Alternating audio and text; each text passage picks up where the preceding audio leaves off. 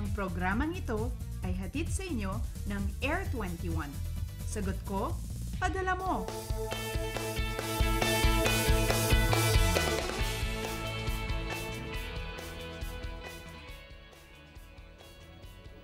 Good morning, Pilipinas! Oras po natin, 4:58 ng umaga ayon sa Philippine Standard Time. Nako, Friday na nga po mga kababayan, ang ibig sabihin last day na po ng work week natin. Pero gaya nga po ng lagi kong paalala sa inyo, kung ano ang energy natin ng Monday, dapat same energy level for the rest of the weekend po ay para matapos natin lahat ng gawain natin. At syempre, importante rin ang healthy breakfast at exercise. Yan po ay para maihanda natin ang ating katawan para sa buong araw na gawain. At habang ginagawa niyo po yan, syempre tutok na rin po kayo dito sa Panahon TV para always updated sa lagay ng panahon. Ito ang Panahon TV live mula sa Pag-asa Weather and Flood Forecasting Center. Kung kayo po ay online, ay sabay rin po kaming napapanood via live streaming sa www.ptv.ph. At ngayong Friday morning, ako po ang inyong makakasama, ang inyong weather buddy, Jessie Basco.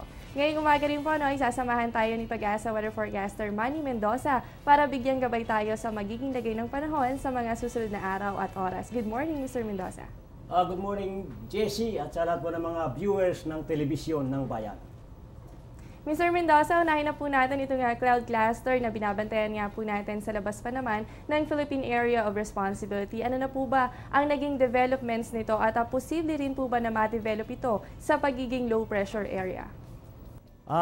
For the information of all concerned, yun pong cloud cluster na ito, yun po nasa kanan po ng aking daliri, yun po ay isang tropical depression na. Sangayon po sa iba't ibang meteorological agency ng mundo. At ito nga po ay may posibilidad na lumakas pa pag ito nga po ay lumapit na sa Philippine Area of Responsibility. And then, ito pong tropical depression na ito ay pwedeng pumasok po sa Philippine Area of Responsibility sa araw po ng Lunes. At kapag pumasok na nga po ito sa Philippine Area of Responsibility, siyempre ito po ay magiging isang ganap ng bagyo. Ang kanya pong pangalan ay Glenda.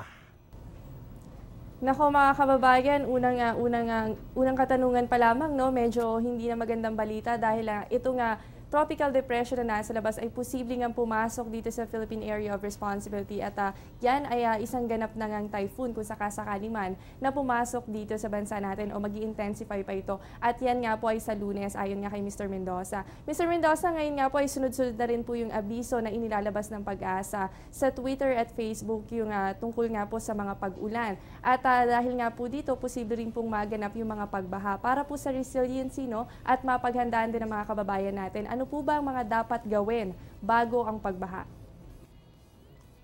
Bago po yung mga pagbaha, siyempre, ito po yung mga preparedness na dapat isagawa ng mga tao na nakatutok po sa Pag-asa. Unang-una, be aware how open your location is likely to be flooded and what extent. Know the flood warning system in your community and be sure your family knows. Keep informed of daily weather condition. Designate an evacuation area for the family and livestock. Keep a stock of food which requires little cooking and refrigeration as electric power may be interrupted. Keep transistorized radio and flashlights with spare batteries, emergency cooking equipment, candles, matches, and first aid kit in case of emergency. Securely anchor weak dwellings and items. And keep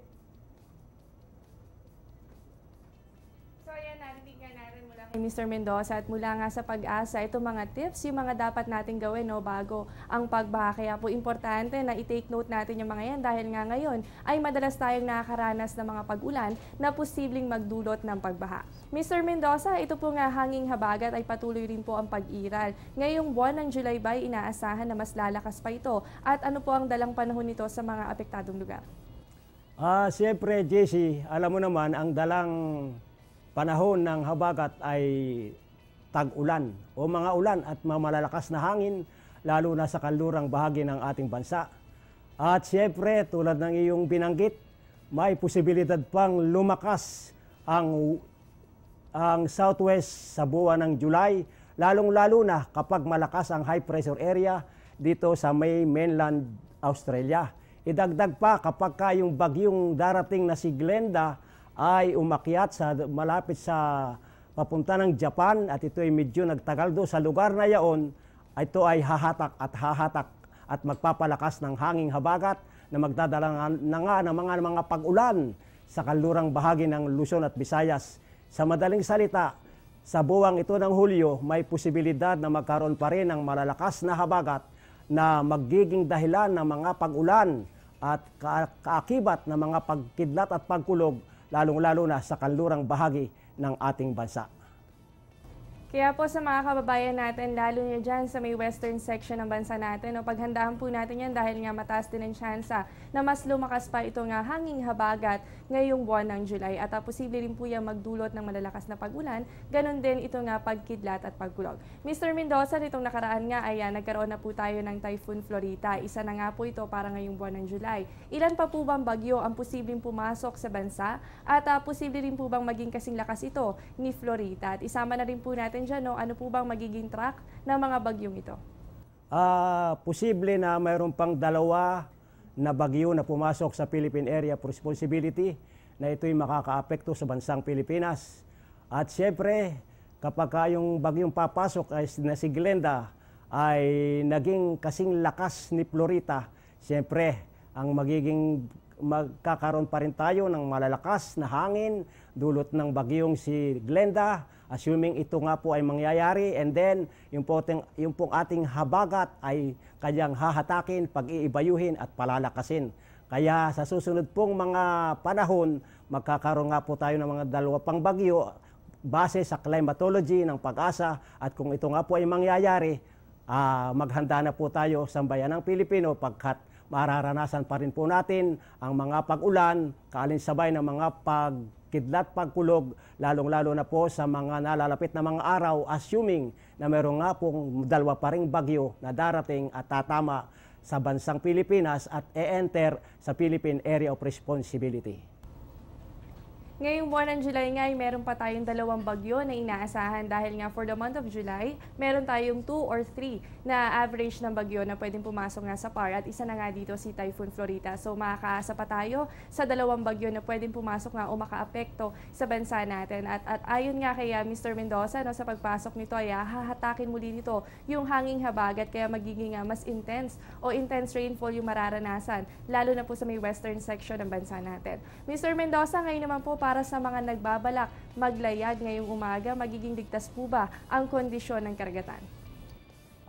Bago ko yung sagutin, Jessie, kanina, meron po ako dapat pang ipaliwanag. Yung nga pong mga bagyo na nangyayari at nagaganap tuwing buwan po ng July, ang kanya pong track ay west-northwest to northwest, and then patungo po yung Pahilaga. Karamihan po ay pumupunta sa southern islands of Japan. And then, tungkol po naman sa sinasabi mo, Jessie, yung pong ating gale warning ay nag-final na. Sa madaling salita, magkakaroon po ng banayad hanggang sa katamtaman yung pong ating mga karagatan. Maging dito po sa bandang kanlurang bahagi ng Luzon, medyo po maalon ng kaunti sa bandang lugar pong ito. Dito po sa Western Visayas, Eastern Visayas, and then dito po sa Eastern Mindanao, sa western part po ng Mindanao, maganda po at banayad at hanggang sa katamtaman lamang po yung mga pag-alon. Kaya pinapayuhan ko po ang lahat po ng mga magdaragat, ang lahat po ng mga mangingisda, pwede po kayong pumalaot sa karagatan ng Pilipinas, lalong-lalo na nga po sa mga silangang bahagi ng ating bansa upang upang mangisda at maglakbay sa karagatan. Medyo maganda po yung kalagayan ng ating karagatan. Very slight to moderate lang po yung karagatang mararanasan natin once na kayo pong lahat ay pumunta roon sa karagatan ng bansang Pilipinas. So good news nga po yan para sa mga kaibigan nating mangingisda. Pwedeng-pwede na po kayong mag-live ngayon o pumalaot ngayon dahil nga po safe ang kondisyon ng karagatan natin. Yan ay assurance mula kay Pag-asa Weather Forecaster Manny Mendoza. Mr. Mendoza, bilang panghuling katanungan na lamang po, ano po ba ang aasahan nating lagay ng panahon base sa nilalaman ng inyong 5 AM weather forecast? Magandang umaga pong muli. Tulad po ng ating nakikita sa satellite image rays na ito, Yun, meron pong kaulapan na papasok po sa Mindanao. Ito po tinatawag nating Intertropical Convergence Zone. At dahil nga po sa Intertropical Convergence Zone, ang mga rehiyon ng Caraga, Davao ay makakaroon ng maulap na papawiri na may mahina hanggang sa katamtamang pag-ulan at pagkidlat pagkulog. At siyempre po ito pong Metro Manila, na lalabing bahagi po ng bansang Pilipinas ay makakaroon lamang ng bahagyang maulap hanggang sa maulap na papawiri na may pulupulong pag-ulan o pagkidlat pagkulog. Siyempre pa po, range of temperature here in Metro Manila is from 25 degrees Celsius to 32 degrees Celsius para po sa araw na ito. So narinig nga natin mula kay Mr. Mendoza na meron pa rin mga tsansa ng mga isolated rain showers or thunderstorms ngayong araw. Kaya po sa mga lalabas ng bahay, wag po natin kakalimutan ang pagdadala ng payong. Maraming salamat po Mr. Mendoza at nakasama nga natin si Pag-asa Weather Forecaster Manny Mendoza. Ngayon naman ay alamin natin ang ilang astronomical data mula po sa Pag-asa at unahin po natin ang sunrise. Ang sunrise po natin ay mamaya pong 5:33 ng umaga, habang ang sunset naman po natin ay mamayang 6:29 ng gabi. Ang moonrise naman po natin, yan po ay 5:50 ng hapon at ang moonset naman po natin ay alas 4 ng umaga. Yan po ay merong illumination na 97%. At para po sa ating phase of the moon ngayong araw po, July 11, masisilayan natin ang full moon. Ito po ang pagkakataon na ang buwan ay nasa approximate alignment sa araw at masisinagan o nasisinagan ang buong parte nito. Kaya naman mula sa ating kalangitan ay makikita natin ang kabuuan nito. Yan ay merong 99% illumination. Ang full moon ay meron ding epekto sa ating high and low tides dahil sa malakas na gravitational pull nito. At dahil na pag-uusapan na rin natin ang high and low tides, hatid po sa atin ng NAMRIA ang kondisyon ng karagatan along Manila Bay. Ang high tide po natin ay 8:21 ng umaga at yan po ay may level ng tubig na 1.34 meters, habang ang low tide naman po natin ay 4:55 ng hapon at yan po ay merong negative 0.02 level ng tubig. At simula pa lamang yan mga kababayan, marami pa po ang dapat abangan sa pagbabalik ng Panahon TV.